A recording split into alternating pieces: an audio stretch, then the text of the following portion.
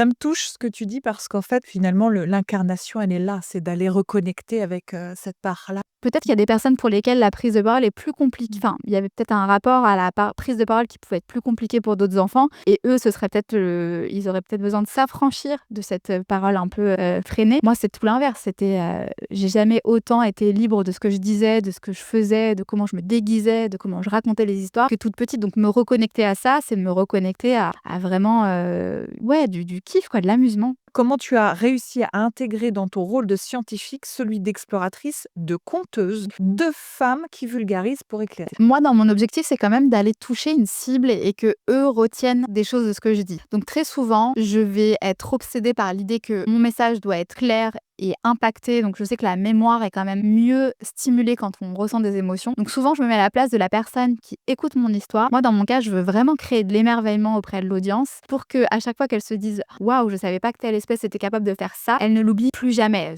J'adore imaginer les émotions par lesquelles ils vont passer en découvrant effectivement une nouvelle information qu'ils n'avaient pas. Et j'adore aussi l'idée qu'ils puissent à leur tour vouloir la raconter. Les sujets dont je parle sont parfois beaucoup plus intéressants que moi-même. Et quand les gens ont oublié même que c'est moi qui leur avais raconté et se mettent à me raconter une anecdote, c'est que j'ai un peu réussi mon pari. L'émerveillement, c'est vraiment l'émotion que je préfère faire ressentir aux autres.